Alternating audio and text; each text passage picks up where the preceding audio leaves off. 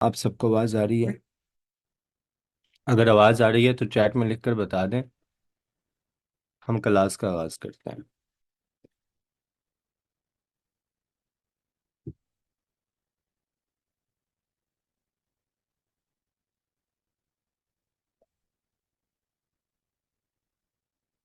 चलें, क्लास की तरफ हम चलते हैं। मैं स्क्रीन शेयर करने लगा हूँ। काइन मास्टर आप सबके पास उम्मीद है इंस्टॉल हो गया होगा। आज हम कुछ बेसिक चीज़ें पढ़ेंगे एडिटिंग के हवाले से।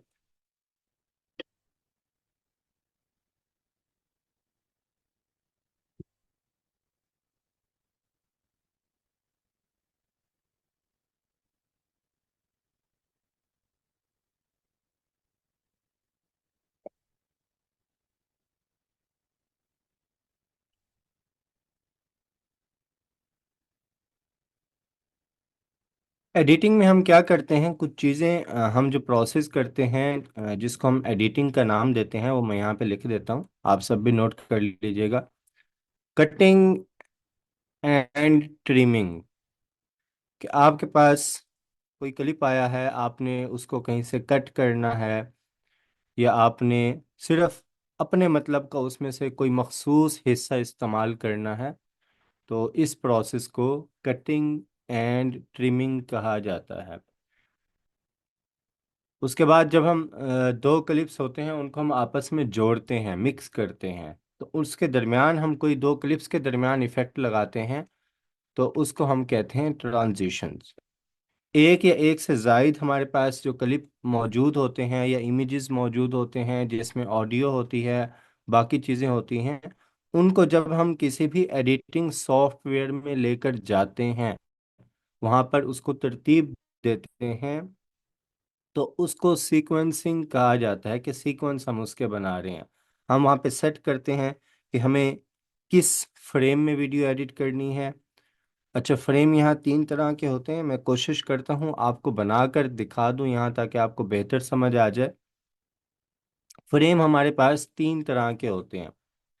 एक नॉर्मल फ्रेम होता है जिसको हम यूट्यूब फ्रेम का नाम देते हैं। एक हमारे पास स्क्योर फ्रेम होता है, बॉक्स की शेप में फ्रेम होता है, तो उसको हम इंस्टाग्राम फ्रेम का नाम देते हैं, क्योंकि इंस्टाग्राम पे वो चलता है ज़्यादातर। एक हमारे पास रील्स का फ्रेम होता है, तो उसको हम टिकटॉक के हिसाब से होता है, तो उसको हम उस फ्रेम का नाम देते हैं। यहाँ मैं आपको ड्रॉ करके दिखा देता हूँ। इनके साइज भी मैं यहाँ पे लिख दूंगा ताकि आपको समझ आए। जब भी हम एडिटिंग सॉफ्टवेयर में जाते हैं या किसी भी सॉफ्टवेयर में जाते हैं, तो वहाँ पे हम जो साइज मैयर करते हैं वो हम पिक्सल में करते हैं।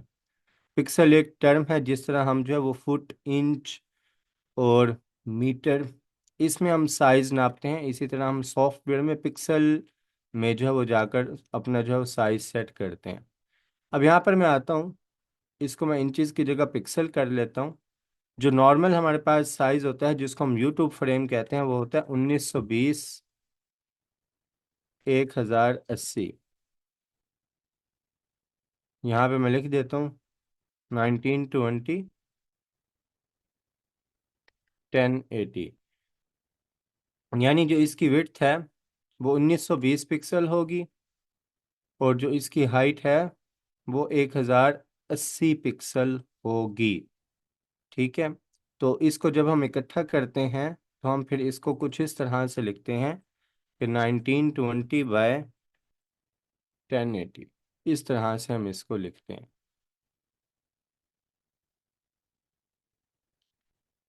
ये हमारे पास एक एच डी साइज होता है। जो नॉर्मल आप यूट्यूब पे वीडियोस देखते हैं एच डी प्रिंट के साथ, इवन के जो फिल्म्स वगैरह एडिट होती हैं, तो मोस्टली इसी फ्रेम साइज में एडिट होती हैं। फिर इससे बड़ी कुछ स्क्रीन्स आ जाती हैं। जैसे मैं आता हूँ और इसी को मैं डबल कर लेता हूँ ना, यहाँ से इसको मैं यहाँ लॉक कर देता हूँ, ताकि इसकी जो हाइट विड्थ है वो इकट्ठी ही इंक्रीज हो। 1920 को हम जो है वो मल्टीप्लाई बाय 2 करते हैं यहाँ पे।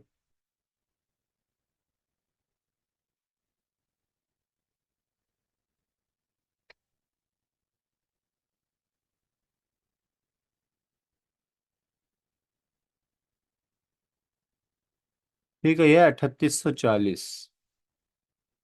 अब मैं इसका साइज यहाँ से दे देता हूँ 3840। 3840। अब जो है इसकी विड्थ हो गई यानी चौड़ाई हो गई, और 2160 इसकी हाइट हो गई। अब देखा जाए अगर मैं इस फ्रेम को छोटा करूं तो ये भी दिखने में बिल्कुल इसी के जैसे ही फ्रेम है, लेकिन साइज में ये उससे डबल हो जाता है, ज़्यादा हो जाता है। अब इस स्क्रीन पे जो मैंने वीडियो एडिट की है वो इस स्क्रीन पे भी चल जाएगी, लेकिन अगर मैंने इस स्क्रीन पे इस फ्रेम में कोई वीडियो एडिट की है 1920 1080 में, जब मैं उसको चलाऊंगा इस फ्रेम में तो पिक्सलेट हो जाएगी, यानी उसके जो पिक्सल हैं वो फटना शुरू हो जाएंगे, हमें क्लियर इमेज नज़र नहीं आएगी। ठीक है, तो इस वजह से जो हमारी इमेजेस होते हैं वो पिक्सलेट होते हैं। उसके बाद में आता हूँ जो दूसरा फ्रेम मैंने आपको बताया जो कि सिक्योर फॉर्म में होता है, वो होता है जिसकी हाइट भी बराबर होती है और विड्थ भी बराबर होती है। तो इसका जो आम तौर पे साइज होता है वो 1080 ज़रब 1080 होता है, यानी 1080 ही इसकी हाइट है, 1080 ही इसकी विड्थ है। ये फेसबुक पे आपको अगर कोई वीडियो नज़र आ रही हो तो उनका आम तौर पे साइज़ यही होता है। आपने देखी होंगी कुछ वीडियोस, मैं यहाँ पे आता हूँ, इसको मैं डुप्लीकेट करता हूँ और इसका साइज़ मैं कर देता हूँ यहाँ से 1080। ठीक है, अब देखें ये फ्रेम वही है, यहाँ पर अगर मैं आता हूँ इसका सिर्फ मैंने साइज़ कम किया, इसका सिर्फ मैंने क्या किया, इसका कलर मैं चेंज कर लेता हूँ ताकि आपको आसानी से न, इसका सिर्फ मैंने साइज चेंज किया, ये फ्रेम स्टाइल वही है। अब आपने इस तरह की वीडियोस देखी होंगी कि ऊपर जो है यहाँ पर उन्होंने टाइटल लिखा हुआ होता है और सेंटर में वीडियो चल रही होती है, नीचे भी उन्होंने कुछ लिखा हुआ होता है। तो वो क्यों वो इस तरह करते हैं, क्योंकि जो फेसबुक इंस्टाग्राम का जो फ्रेम साइज है वो इस तरह के वीडियो को सपोर्ट करता है। इस तरह की वीडियोस अगर चल रही हों तो हमें उसे क्लिक करके फुल नहीं देखना पड़ता, स्क्रॉल करते हुए भी वो फुल फ्रेम ही हमें नज़र आ रहा होता है।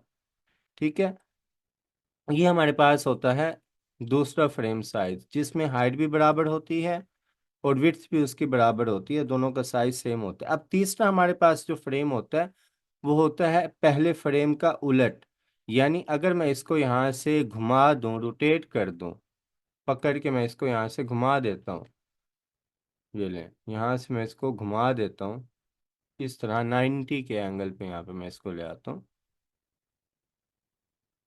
अब ये मेरे पास कौन सा साइज हो जाता है, ये मेरे पास रील्स का, जो हमारे रील्स देखते हैं हम यूट्यूब पे, शॉर्ट्स देखते हैं, जो हम टिकटॉक देखते हैं, ये हमारे पास वो साइज हो जाता है। यानी इसमें जो विड्थ है वो 1080 हो जाती है और जो हाइट है वो 1920 हो जाती है। तो ये हमारे पास फ्रेम होते हैं।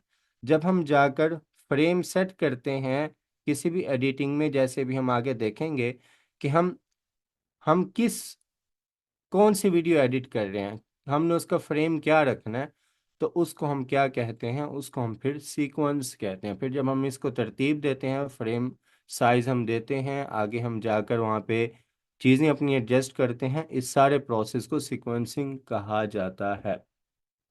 क्लियर है यहाँ तक आप लोगों को? उसके बाद आ जाता है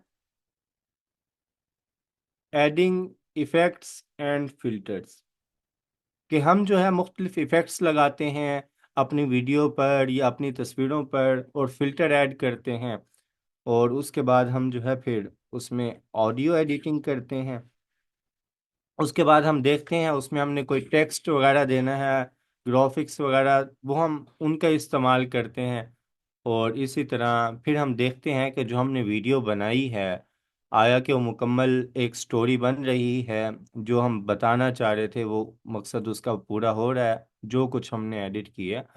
तो उसके बाद हम क्या करते हैं, फाइनल हम उसको एक्सपोर्ट कर लेते हैं सॉफ्टवेयर से बाहर, वीडियो की सूरत में सेव कर लेते हैं।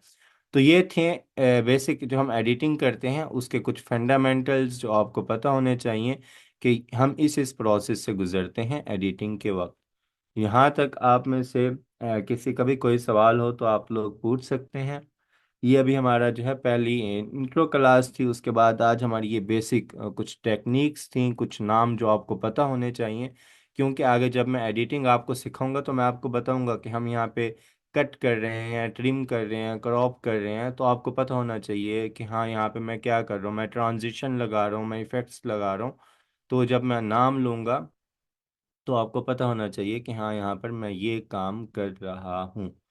जहाँ तक आप में से किसी का भी कोई सवाल हो तो पूछ लें आप। नहीं तो इंशाल्लाह फिर अगली क्लास में हम चलेंगे थोड़े से इससे अगले सेटअप की तरफ, जिसमें हम जो है वो कुछ वीडियो फॉर्मेट्स देखेंगे, एफपीएस देखेंगे, और फिर हम अपने एडिटिंग सॉफ्टवेयर पे आ जाएंगे।